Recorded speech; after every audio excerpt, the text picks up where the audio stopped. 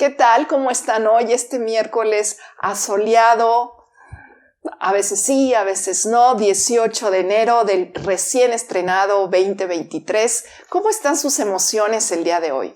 Pues yo creo que hoy nos toca como que aterrizar el resumen de todo lo que hemos hablado a lo largo de que empezó este maravilloso programa, y muchísimas gracias a todos ustedes que nos han seguido desde un principio y a todos aquellos que se han ido agregando.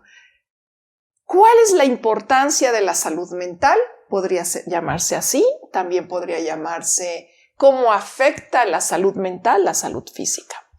A ver, ¿qué opina el psicoanalista del grupo? ¿Qué tal? Muchas gracias, doctora. Muchas gracias, teleaudiencia. Bueno, pues es un tema fundamental que no se toca regularmente en los espacios médicos, en los espacios clínicos, hospitalarios, porque se considera todavía como una cuestión dualista, ¿no? Este dualismo viene de Descartes, donde se divide la mente y el cuerpo. Es más, si nos vamos para atrás, viene desde Platón, cuando él hablaba del alma y hablaba del cuerpo, ¿no? Entonces, esta situación dualista, pues creo que ya hoy es obsoleta, porque pues realmente estamos viendo que es un monismo más que un dualismo, y bueno, pues lo que pasa en las emociones afecta al estado físico y viceversa, lo físico va a afectar las emociones. Simplemente pues empezando por el sistema de defensa del cuerpo. Cuando una persona está estresada, digamos estos grupos cortisoles que pues hacen su aparición y que incluso pueden pues llegar a dañar y a matar algunas de las neuronas cerebrales, algunas células del cuerpo, hacen su aparición en estados de estrés, de ansiedad, pues importantes. Pues obviamente ahí estamos ya viendo una merma en nuestro cerebro, nuestra forma de funcionamiento, la estructura. Ya no estamos solamente hablando de cómo funciona el cerebro, sino la estructura. Se están destruyendo neuronas. Y obviamente pues también el sistema, digamos, inmunológico. Antes se decía que cuando la gente a principios de finales de los 70s, cuando apareció este tema del SIDA y todo esto, se decía que lo correcto, algunos abogaban que lo correcto era no darle, digamos, el diagnóstico a la persona en cuestión, porque si no, pues se iba a morir. Entonces, muchas veces les daban el diagnóstico. Bueno, pues en medicina, pues el precepto de la verdad es muy importante.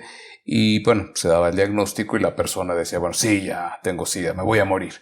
Y realmente muchos decían que se morían, pero no por el SIDA, sino más bien por toda esta actitud o esta falta de actitud ante la vida, precisamente después de este diagnóstico que, bueno, en aquel entonces era fatal, era mortal.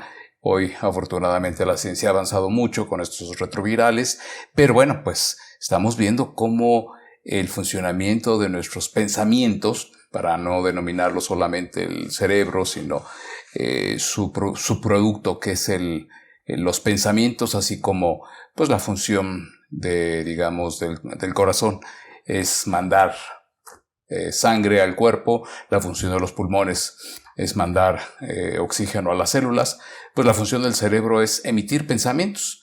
Y cuando estos pensamientos están atacados por la ansiedad, por la depresión, por la ira, la desesperanza, el encono, la frustración, etc., esto va a repercutir definitivamente al cuerpo, al estado físico. ¿Cómo lo ves, doctora?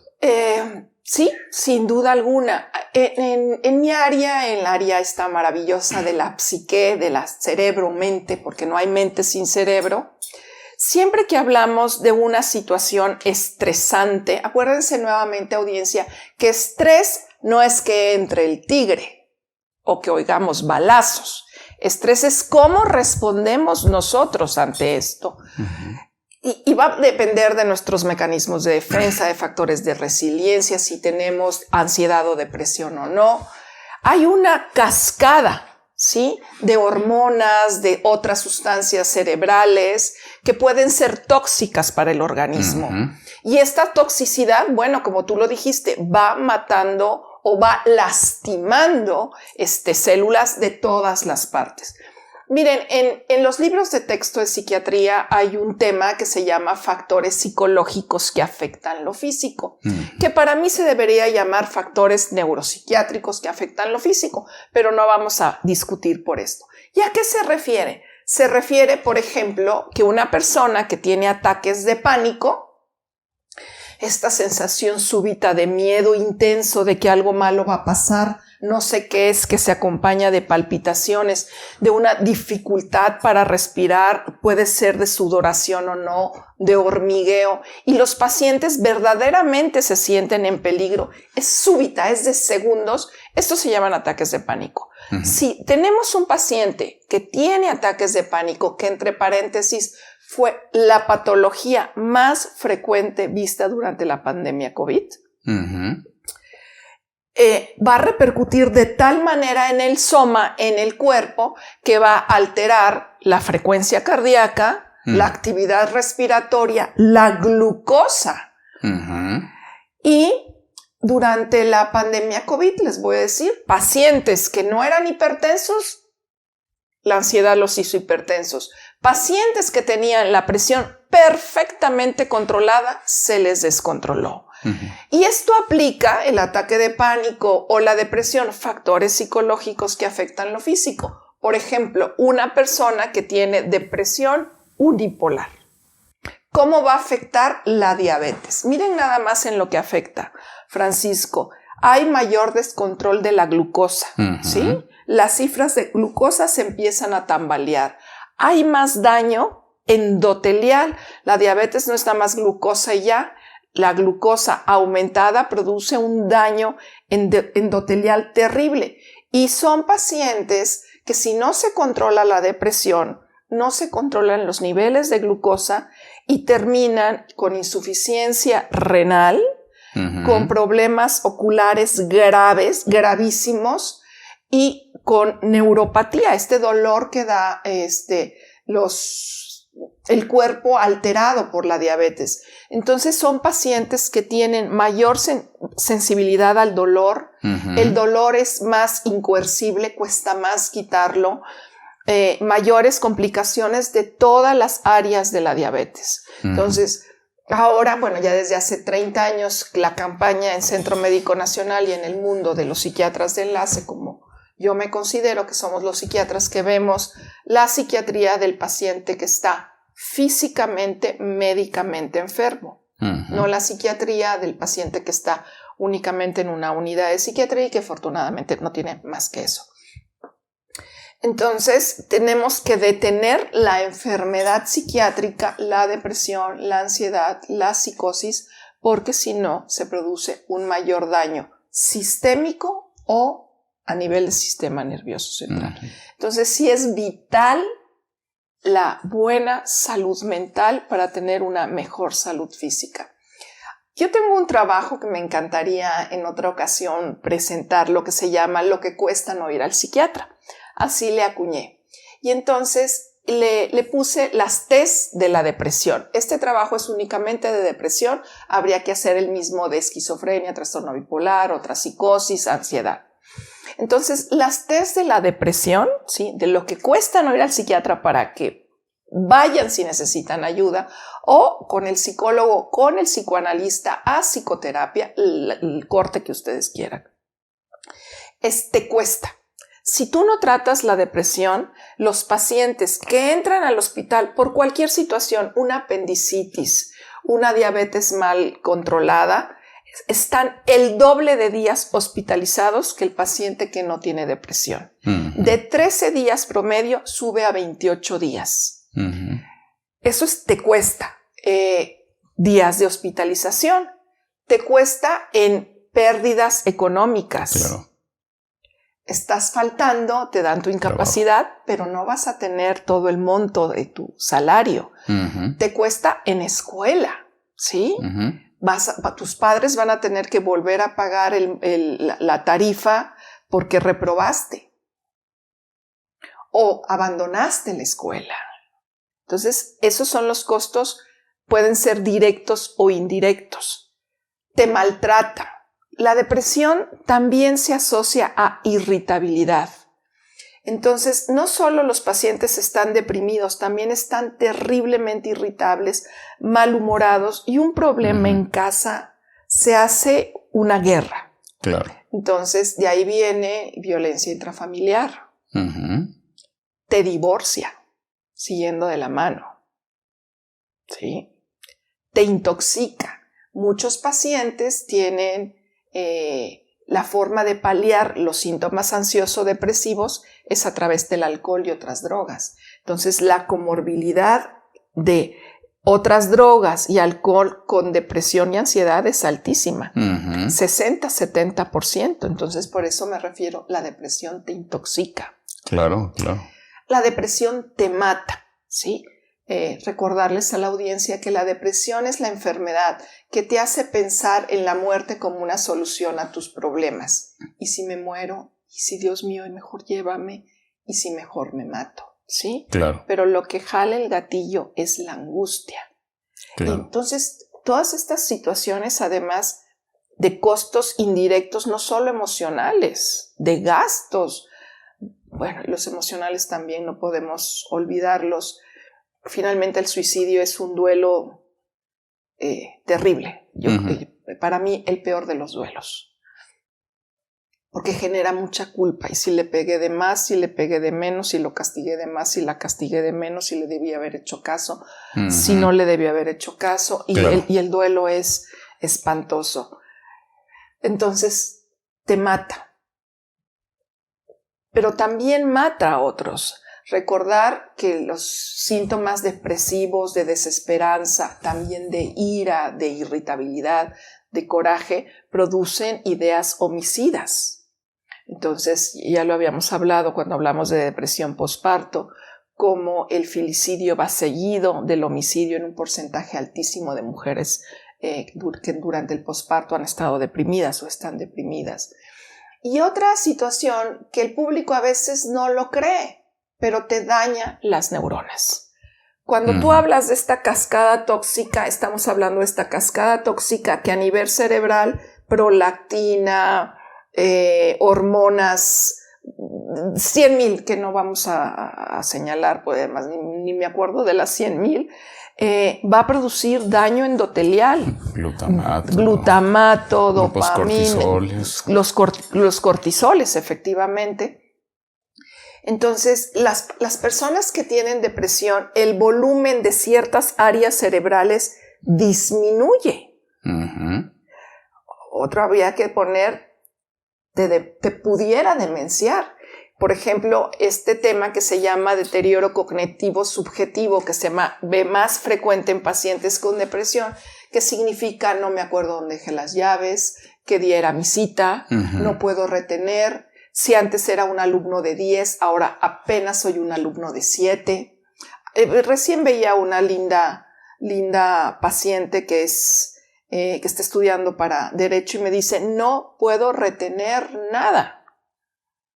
Y no es que esté llorando todo el tiempo, no es solo lo afectivo o la irritabilidad, también hay muchas fallas de memoria, de retención, de distracción, de atención. Entonces también te cuesta de esta manera. Sí. Entonces el volumen de ciertas áreas de cerebro disminuye. Cuando tú ofreces un tratamiento antidepresivo, ya sea psicoterapéutico o farmacológico, nuevamente puede recuperarse. Pero hablaba yo de las fallas cognitivas subjetivas, que se va deterioro cognitivo subjetivo, que parte de esta depresión, pero conforme avanza la vida, sí, puede ser predictor para un problema demencial.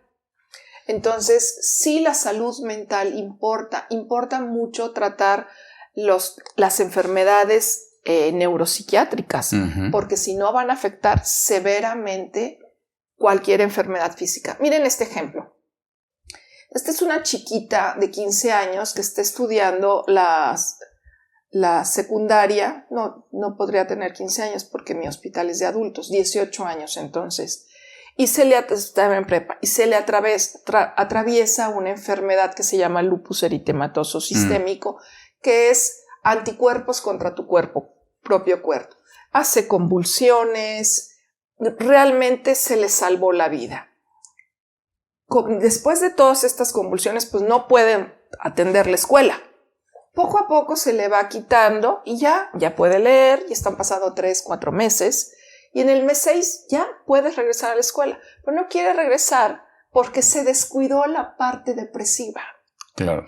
Entonces ya puede, pero no quiere. ¿Por qué? Porque no tiene placer, porque siente que la vida no tiene sentido, que no vale la pena seguir adelante. ¿Para qué estudia? Si no vale, tiene lupus. Pero se le curó de lupus. Se le controló. Se le controló. Sí, claro. Pero eso es lo que hace la depresión. Claro. Y aplica un ataque de pánico para una persona hipertensa. Aplica un ataque de pánico en una persona que está perfectamente en el cine, su glucosa está en 90, súper bien. Le viene un ataque de pánico, se secreta todo lo tóxico y la glucosa va para arriba y en menos de 5 minutos... sí, ya tiene 300 de azúcar. Entonces, sí es muy importante cuidar la salud mental. Vamos a aplicar el tema de salud mental en cualquier otra enfermedad. Alcoholismo.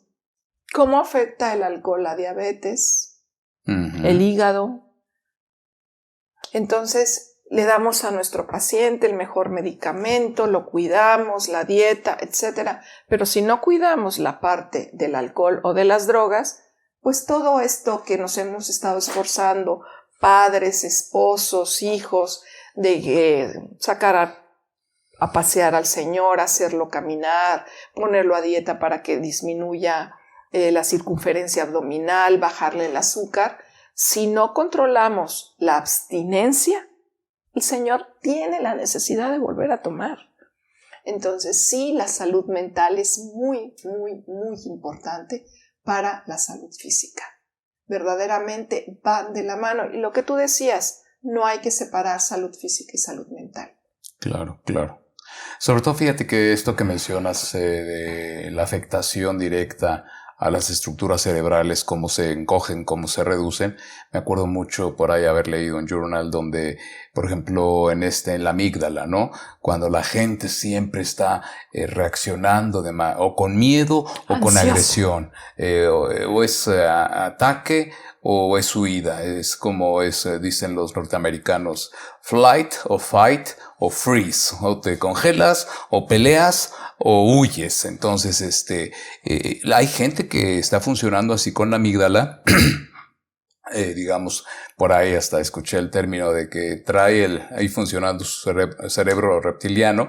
Y bueno, lo que está pasando con esta situación es que para cualquier, digamos, desaveniencia o situación adversa en la vida, su actitud es de pelea o es de miedo. O funcionan a través del miedo, la inseguridad, el temor, qué va a pasar y si hago esto y si no me sale bien, el miedo, o son irascibles, se enojan, van a la pelea, van al encuentro. Entonces lo que está pasando es que esta amígdala está creciendo. Pero ¿qué pasa con el hipocampo? Que es un área muy importante, digamos, sobre todo pues para el aprendizaje, para la memoria, ¿no? Se va reduciendo, ¿no? Como tú bien dijiste, ¿no? Y por eso muchos chicos de repente dicen, bueno, es que yo estudié, pero ya no me acuerdo bien, o el adulto que se le olvidan las cosas, ¿no será que yo traigo Alzheimer? Sí, es que es una persona que está constantemente en este factor, como está esclavizado en esta neurosis. O siempre está de malas y se está peleando con la gente, o por otro lado está con temor, con inseguridad, con baja autoestima, con qué tal si lo hice mal y qué tal si me corren y qué tal si ahorita con el coronavirus y qué tal si mi pareja, y siempre con la angustia o con la otra cara de la moneda, que es la parte agresiva. Pues obviamente esto afecta a la memoria, se va achicando el hipocampo, pues donde está el centro de la memoria, y se va agrandando la amígdala, y pues para ahí vamos teniendo, digamos, como esto que tú decías, ¿no? Cómo algunas estructuras se pueden agrandar que no deberían estar tan grandes, y porque van a tener un peso más fuerte, u otras que se aminoran, y bueno, pues vienen estas fallas cognitivas, y ya ¿no? No estamos hablando de normalidad, entonces... Claro. Es imperativo tratar las enfermedades depresivas, es imperativo tratar las enfermedades ansiosas, no se diga la psicosis, las Claro. enfermedades epilépticas. Es imperativo tratar todas las enfermedades cerebrales, porque Claro. si no, sí va a haber una grave repercusión somática. Por ejemplo, los pacientes con depresión tienden más a infartarse, a que el infarto sea más grave, el resultado del infarto, independientemente de la localización del infarto o del tamaño del infarto. O sea, Claro. la depresión verdaderamente afecta. Hace algunos años, estoy hablando, yo creo que ya cerca de 2 décadas, salió este estudio de uso de antidepresivos en pacientes en ausencia de depresión, ¿sí? En pacientes posinfartados, y el resultado fue maravilloso. Los pacientes que recibían el antidepresivo tenían una mejor calidad de vida y menores riesgos que aquellos que no lo habían recibido. Y ahora sabemos que en el bagaje de nuestros queridísimos amigos internistas y cardiólogos está el uso de antidepresivos. Uh-huh. Otro punto, las personas que tienen colon espástico, la famosa colon irritable, la famosa colitis. Cuando tú les das un antidepresivo, mejora notablemente la funcionalidad del colon. Claro. Entonces, por supuesto que la esencia de la salud mental es primordial, es pivote para la salud Claro. física. Sin Doctora, duda yo ahí te tendría una pregunta. Fíjate que hay muchos pacientes que, considero yo, no entrarían dentro, digamos, todavía dentro de un diagnóstico, por ejemplo, de depresión. Uh-huh. Pues una chica, un chico muy inseguro, muy insegura, que va en la vida, muy temerosa, se angustia por todo y hay que hacer esto, y en el trabajo, y lo entrega, y si el jefe le llama la atención, se angustia, y si en casa el papá le llama la atención por otro tema, se angustia, y si el novio, y qué tal si lo pierde, y qué tal si pasa, y con esta mentalidad catastrofista, y a lo mejor no llega más allá de eso. Sí, que sea pero una persona aprensiva, no necesariamente que tenga una enfermedad de la ansiedad. Sí, a lo mejor no está ansiosa, no está deprimida, pero su inseguridad le está haciendo padecer la vida. Uh-huh. Es una persona que a lo mejor no tiene un diagnóstico neurológico ni psiquiátrico, pero es una persona que pues está con muchas dificultades para vivir, o una persona que no se siente atractivo, chico o chica, y qué tal si no tengo pareja, a lo mejor no he tenido pareja porque no soy tan guapo, tan guapa, o porque no tengo dinero, o porque no tengo este trabajo, o porque no soy delgado, o porque no soy tan atractivo, o porque no tengo, en fin, ¿qué es lo que no tengo que me impide vincularme con el sexo opuesto? Y esto me encapsula en una situación de aislamiento, cada vez se va aislando más y le atrae tener la posibilidad de tener un contacto social y más de pareja, cada vez se va retrayendo. Entonces, ¿por qué? Porque trae una mala imagen de sí mismo, de sí misma, ¿no? A lo mejor ahí no hay ninguna situación todavía de depresión instalada o de ansiedad, pero el hecho de que pues no se considere guapo, guapa, y que sienta que esa es una excelente explicación de por qué no tiene novio o novia, lo va a padecer, porque va a decir, bueno, pues caray, si soy así, pues así soy, y entonces ya lo toma como un axioma ineluctable en la vida, y siempre sus acercamientos hacia la pareja van a ser muy timoratos, muy tibios, muy grisáceos, y va a padecerlo. Y muchos de ellos caen en aislamientos y poco a poco van dejando de tener grupos sociales, se van aislando, aprenden a buscar actividades solitarias, y todo porque pues no se consideran guapos y guapas. ¿Por qué? Porque lo que está en las redes sociales, lo que está de moda, es serlo. Y si tú no entras dentro de este patrón, pues Margarito, lástima Margarito, como aquel programa, ¿no?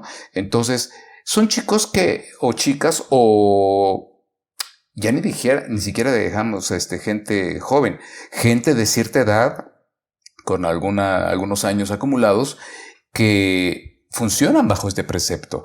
O es el físico, o es su inseguridad, o por aparte la baja autoestima, o no se consideran muy competentes en el trabajo. No es que tengan ya la depresión instalada, es que a lo mejor tienen un rasgo Pero ese rasgo les fastidia la vida. Y entonces, padecen y creo que van a entrar dentro de estos ámbitos que tú has comentado, y entonces ¿no? pueden entrar dentro de esto que se llama los trastornos por somatización, ¿sí? Donde me duele la boca del estómago, que si es gastritis, que si es colitis, que si es migraña, que si es la rodilla, que si es el pie, que son muchos síntomas que no tienen una explicación por exámenes de laboratorio y gabinete. Claro. Y nosotros los médicos los revisamos al derecho y al revés y no encontramos ninguna anomalía. Pero fíjate, y entonces, como tú dices, no tienen ansiedad y depresión, más bien están subsindromáticos. Pero yo diría que a veces a lo mejor no hay un síntoma clínico tan claro, tan evidente, pero padecen la vida, sufren la vida, no la gozan, dejan pasar la vida, como dice Pablo Neruda, confieso que he vivido. Ellos tendrían que dar el antitítulo de esto, ¿no? La antítesis de este título, ¿no? Confieso que no he vivido porque no me he atrevido a vivirla. ¿Por qué? Porque pues no soy tan atractivo, no soy tan inteligente. Bueno, pero esas personas, no vamos a decirles pacientes, estas personas se benefician mucho con la psicoterapia. Exactamente. Pero yo siento, y en muchas de las ocasiones, empiezan con estos síntomas que tú comentas, ¿no? Empiezan a padecer, oye, yo no tenía dolor de espalda y ahora estoy con este dolor o de plano, como esto y me hace daño y yo que comía piedras con sal.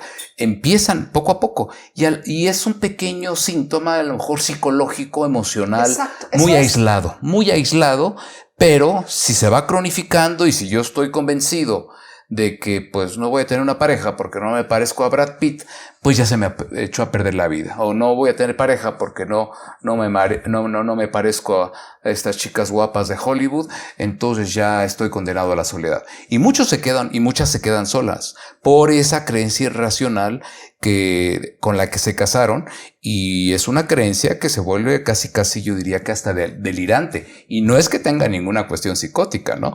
Pero es una creencia tan rígida, tan fija, y no son felices. Y se les pasan los años, y si uno les pregunta, oye, ¿eres feliz? No, definitivamente no soy feliz. Y son gente que a lo mejor uno los observa en un comportamiento normal, estándar, promedio, pero en sus adentros no disfrutan la vida. Bueno, pues esos son estas personas, y los invito a todos ustedes, sin duda alguna son candidatos a psicoterapia. Claro. Yo creo que tal vez más adelante en otro programa podamos abordar esto que tú planteaste. Claro. ¿Por qué no puedo ser feliz si lo tengo todo? Claro, y les va a afectar tarde que temprano al cuerpo. Alguna somatización van a ir creando, si no es que ya las tienen, pero la tienen ahí como un poco calladita, porque también es como el secreto, ¿no? Algunos o algunas vomitan para no aumentar de peso, para que se vean ahí fit, y se van al gimnasio y hacen 3 horas de gimnasio. Eso ya empieza a ser un síntoma, ¿no? Porque no es lo mismo irte al gimnasio por salud a que te quieres echar ahí una escultura para ver si así sales con un cuerpazo y te ligas a quien quieres. O la gente que por más que busca un buen trabajo y hacer dinero, y realmente sus sueldos son muy bajos y se esfuerzan y hacen posgrados y son gente capaz, inteligente, pero hay un bloqueo que les impide ganar un dinero suficiente. Y como dicen, bueno, es que ¿para qué busco una pareja si no tengo dinero para invitarla a cenar a este lugar tan rico que me gustaría ir con alguien? ¿Para qué busco una pareja si me gustaría pasear y apenas si tengo para mis gastos? Entonces son gente que también en alguna etapa de su vida hay algún bloqueo cognitivo donde no pueden desarrollarse económicamente, pese a que tengan posgrados, son gente inteligente, pero hay algo ahí que les obstaculiza la vida, y que de alguna forma ellos refieren esta infelicidad, este displacer, esta anedonia, sin llegar a caer en un cuadro, a lo mejor, como decía Octavio Paz, una suave melancolía, pero cronificada, que nunca llega a ser una depresión. Y yo creo que esas son las peores, porque no estás deprimido médicamente hablando, pero estás sufriendo psicológicamente hablando. Y estas partes son como las más difíciles de tratar, porque claro, cuando tienes una un ataque de pánico, vas con el psiquiatra. Exactamente. Pero cuando estás acostumbrado a vivir de esa manera, no vas. Sí. Y entonces vienen las colitis. Exacto. Vienen las gastritis, vienen algunas migrañas. Todos tenemos un órgano de choque, la emoción y un órgano de choque.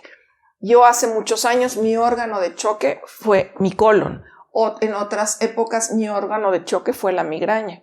Y verdaderamente después de psicoterapia dejé de tener esos órganos de choque. Ahora tengo otras formas de choque, pero posiblemente más resolutivas. Son más amortiguadas, ¿no? Son más amortiguadas. Resolutivas. Sí. Entonces sí es muy, muy importante la salud mental, porque si no tratamos la salud mental, repercute gravemente en nuestra diabetes, en nuestra hipertensión, en nuestra artritis, en la colitis, en las gastritis y en todo esto. Los invitamos verdaderamente a que reflexionen cómo están sus emociones, cómo está su salud mental, para que tengamos una vida más plena y más productiva. Y yo, si me permites y me permiten la audiencia, nada más hacer un hincapié sí como muy invitativo para la cuestión de que la salud mental no es solamente que yo tenga algún padecimiento neuropsiquiátrico, como tú bien lo atinaste,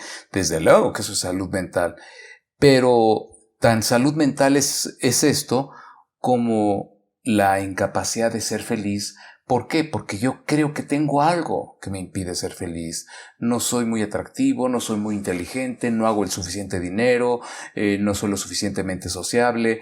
Son pequeños detalles que de alguna forma, como dice por ahí el dicho, no te matan, nomás no te dejan vivir. Los invitamos a nuestro siguiente programa. Yo creo que sí tenemos que abordar en breve por qué no puedo ser feliz. Los invitamos a ser felices con lo que tenemos y disfrutarlo. Nos vemos el próximo miércoles. Hasta el miércoles siguiente. Bye.